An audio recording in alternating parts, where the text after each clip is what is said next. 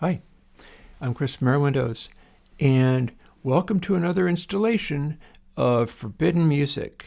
This is music I don't get to play on YouTube, so what we're going to do is use ContentID so that you only get to hear little blips of it, but it shows up on Airwindows Meter. That's the purpose of doing these, and I also want to have people be able to hear, even if it's only in little glimpses, what this music really sounds like, because you don't get to, anytime you try to tune in this song anymore, all you're going to hear is like garbage modern remixes and remasterings of it. For a long time, that's been how it is. So you have to go and hunt down old vinyl records to hear how this was when it set the world on fire. We've got something off of Sgt. Pepper's Lonely Hearts Club Band today. This is the Beatles, Lucy in the Sky with Diamonds. So this is a very characteristic track from Pepper, I gotta say. This is exactly the kind of thing they wanted to be doing at the time, because they were all about, like Rubber Soul, they were all running around getting high. And then on Revolver, they started getting even more experimental and getting more ambitious. And by Pepper, they had gone fully into 60s psychedelia, or indeed to some extent defined it, and brought all their musical abilities and performance abilities to this. This shows it off pretty well. And it's also a great example of the classic EMI Red console, that old tube console that doesn't have complicated EQ or anything. This is not an SSL desk.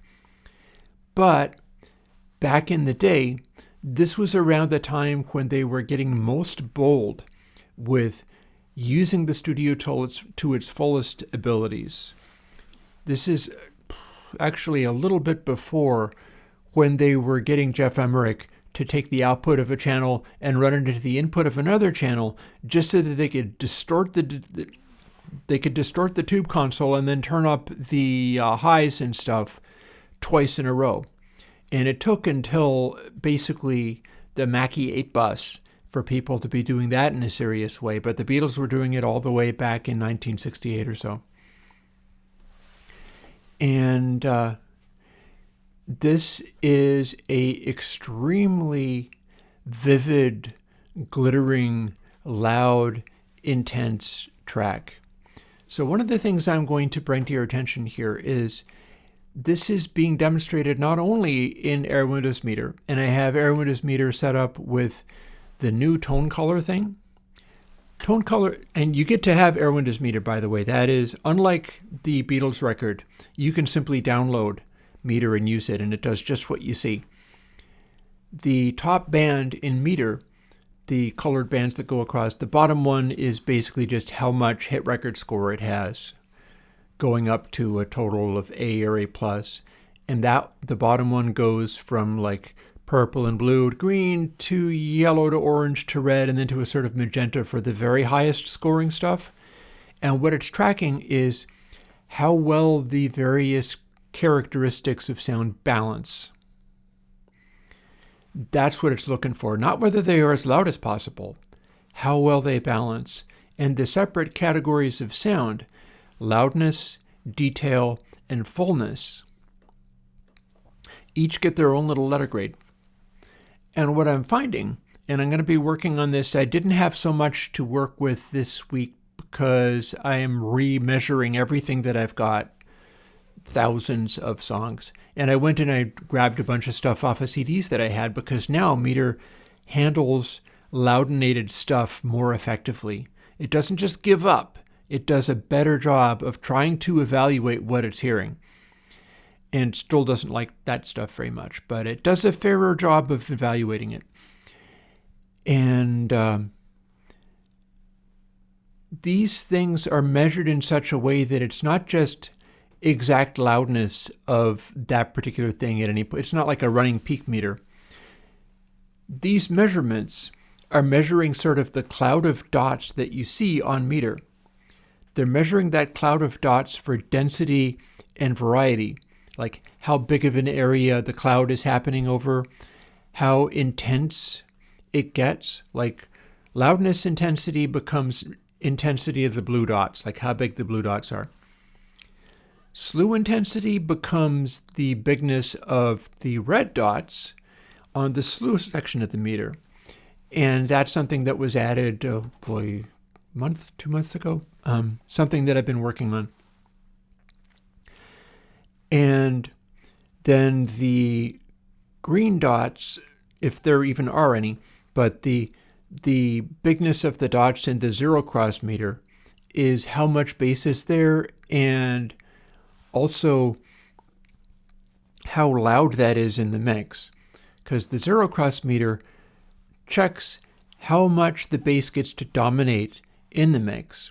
And all of these things are being measured in such a way that it's kind of tracking the clouds to see whether there's interesting stuff happening, rather than just how loud is it. It's how much variety is happening in a given span of space. And I worked out that, not that you're going to see it necessarily on this track, but kind of close maybe, there's a sweet spot for those subcategory letter grades.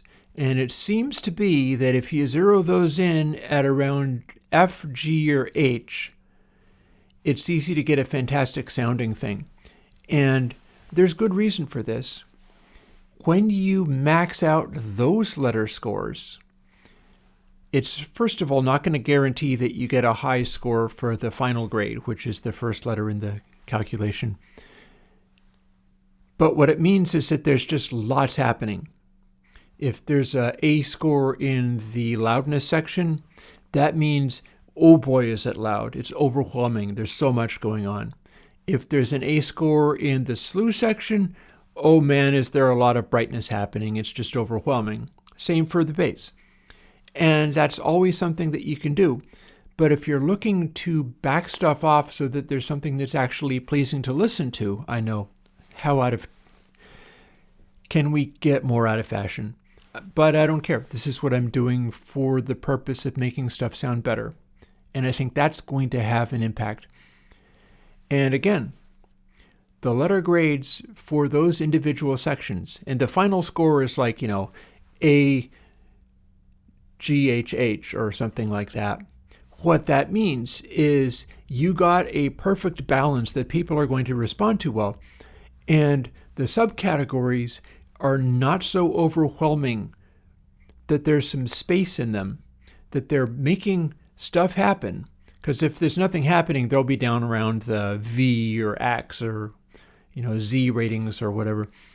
But if there's enough happening, they'll get up into that G or H region, and it'll be heard as a generally pleasing sound with stuff happening to listen to, but not getting overwhelming necessarily. And if it does get overwhelming, the area that it's in, loudness, detail, or fullness, should speak volumes as to what kind of sound you're producing.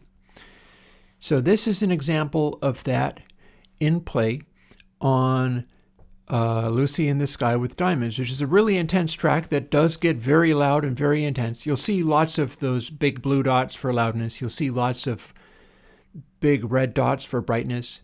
And you'll also see something else, which is I included Airwindows Console X3, a little preview of what that's going to mean going forward. And I rescaled it a little bit. I brought it so that you could see where the controls are, and then I made it small again. And if you make it small enough, or narrow or shallow enough, you see only the meter. And if you're in a DAW, you also get to see what the track is. The track name gets drawn on it, or like that. And what ends up happening is that tone color that I've included on the stripe in the Airwindows Meter is also coloring the backdrop for the meter in Console X3, which also defaults. And if you double click on the control, the display control, it will go back to this default of equal portions peak and slew, because that's the stuff that you have to balance the most to get the sound right. So what you'll see is big old screen full of Airwindows Meter, and a tiny little window of exactly the same thing viewed in the Console X3 meter. And the Console X3 meter can't show any of the 3 meters that you see in the main Airwindows meter, but it's being made to show the combination of peak and slew overlaid onto each other, and the backdrop is tinted away from the white backdrop to whatever the tone color is.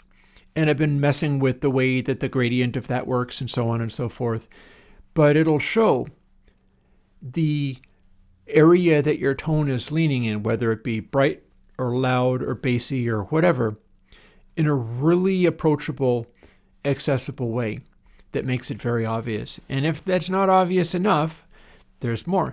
Because if you use Airwindows globals and tell your plugins to be tone color, at least for the current version of Meter, and I can't really go back to older ones and make them all do this, but current version of Meter and Console X3, complete with all its little knobs and things, tone color applies that changing, shifting color to the entire plugin. And so you're going to see that in the frame around Airwindows Meter. It's going to be shifting color like mad, and that is also tracking the same tone color that Console X3 is showing.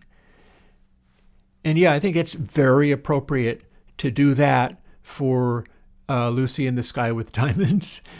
It's exactly the sort of thing that the Beatles would have eaten up and enjoyed immensely. So, what's not to like about that? Anyhow, I'm sorry you don't get to hear it properly, but there's even more to see than before. And here is the Beatles, Lucy in the Sky with Diamonds off our Sgt. Pepper's in Airwindows Meter.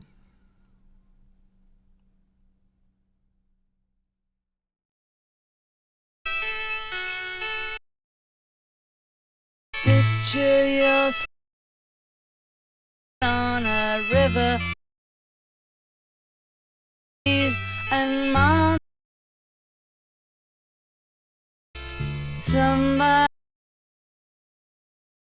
quite slowly, let us go by.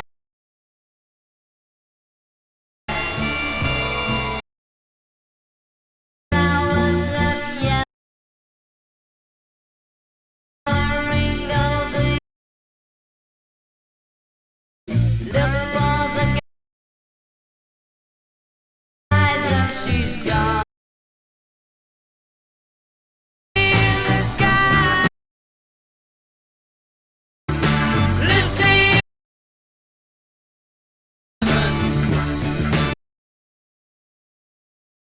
with diamonds,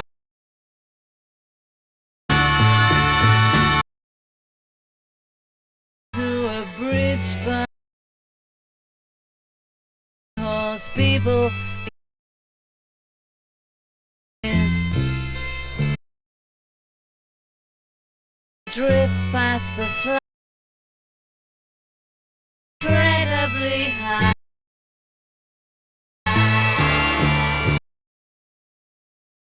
For taxis that waiting to take climb in the clouds and you lose the diamond sky with diamond in the sky.